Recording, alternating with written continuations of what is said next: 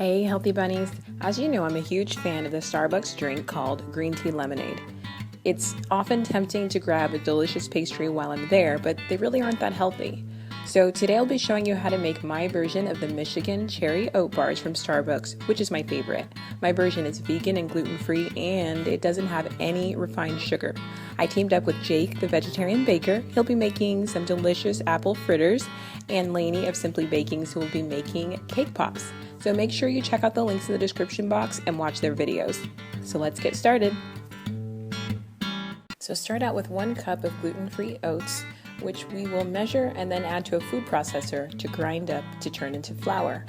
If you happen to not be gluten-free, skip this step and use 1 cup of regular all-purpose flour. I thought it was really interesting to note that oats are not naturally gluten-free since they are often grown in a field nearby wheat. Now go ahead and mix 1 cup of oats with 1 cup of flour. 1 teaspoon of salt, 1 teaspoon of baking soda. Combine all of your dry ingredients. Add 1 tablespoon of agave nectar. And then you want to go ahead and melt about 1/2 cup of virgin coconut oil. You have to sort of just add and estimate how much you'll need based on how wet and sticky the mixture is.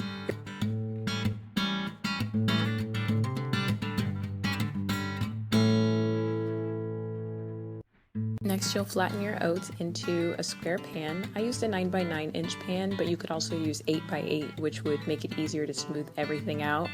The oats at this point are nice and soft, and this part of the process really reminds me a lot of when you make granola.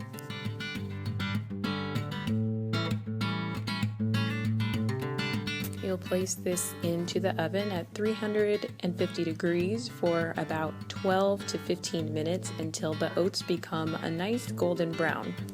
Next we can work on the topping, and it's exactly the same mixture, but instead I added about 2 tablespoons of walnuts crushed up just so that it can be a little bit more of a crumbly topping. Now for making the berry center, I just used the berries I had, even though the original recipe would call for cherries. And I want to thank Olga from Fab Lunch for the amazing idea of a really healthy version of jam, because that's very similar to what I did for these bars.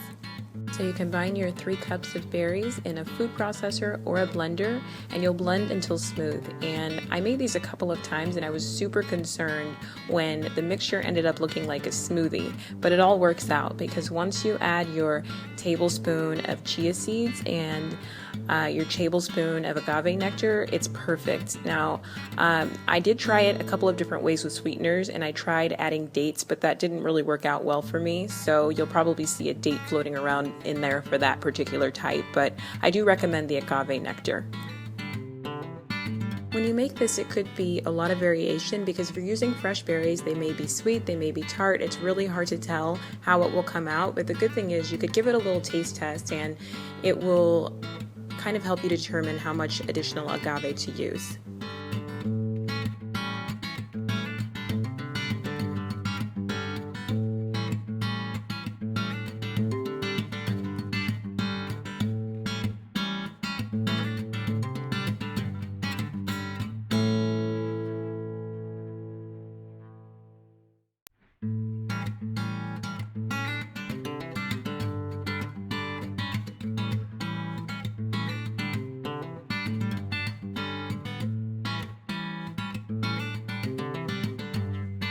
Then next, sprinkle over your topping and get ready to bake it one more time.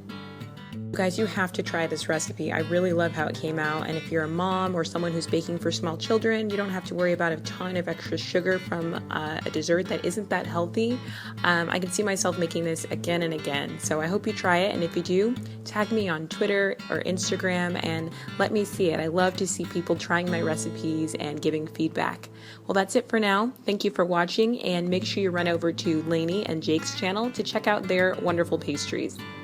Remember my motto, eat like you love to live.